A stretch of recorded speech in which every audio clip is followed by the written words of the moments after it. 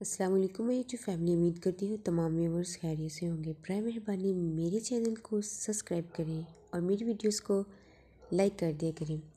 जब मैं सलाम लूँ तो सलाम का जवाब कमेंट में लिख दिया करें ताकि आपको भी नेकी मिल जाए। देखिए, आज हम जिस टॉपिक पे बात करने जा रहे हैं वो उसका टॉपिक ये है कि अगर आपने देखना है कि कामयाबी के लिए कितना वक्त चाहिए, जितना बड़ा आपका काम होगा ना उतना ही टाइम भी लगेगा, लेकिन उसके लिए आपको ये सोचना होगा।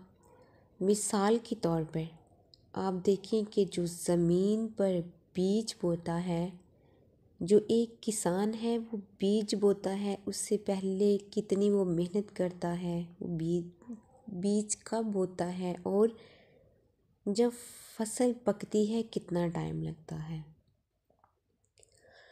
सबसे पहले तो उसको ज़मीन, जो बीज बोने के लिए ज़मीन चाहिए, वो उसको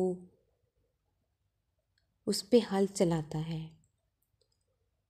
हल चलाने के बाद जो उसका तरीक़ाकार होता है उसे वो पहले कंप्लीट करता है, उसके बाद वो बीज बोता है। फिर उसको पानी का जब टाइम होता है तो पानी देता है, उसे खाद का जब टाइम आता है तो खाद डाली जाती है। फिर वो एक पौधा उगता है। फिर आहिस्ता आहिस्ता पौधे अगर वो पौधे लगाते हैं तो पौधे उगने स्टार्ट होते हैं।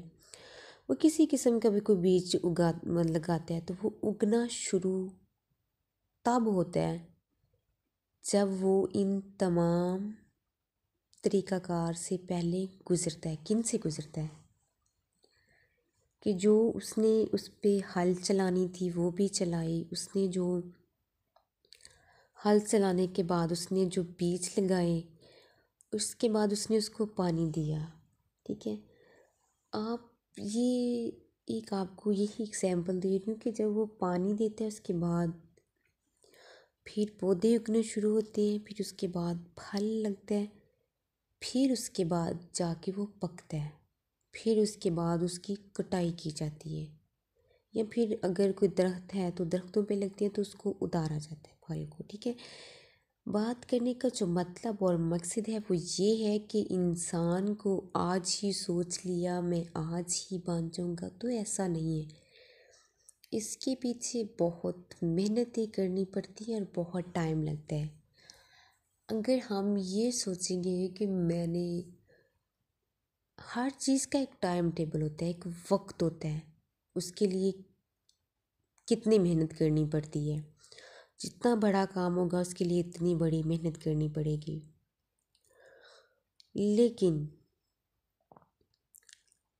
आप अगर ये सोचेंगे कि बग़ैर मेहनत किए, बग़ैर हाथ हिलाए हम कुछ कर लें और आप कामयाब हो जाए, ऐसा नहीं होता।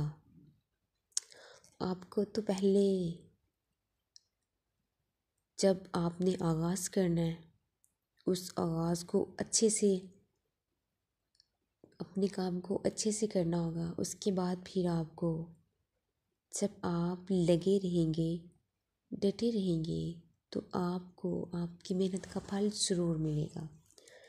लेकिन अगर आप थक जाएं या फिर से रास्ते में छोड़ दें तो आपको फिर वो मेहनत का फल नहीं मिलेगा, क्योंकि आप फिर क्या कर सकते हैं, कुछ भी नहीं। जब आपने जो आपका टारगेट था, जो आपने अचीव करने का सोचा था, आपने उसको रास्ते में छोड़ दिया।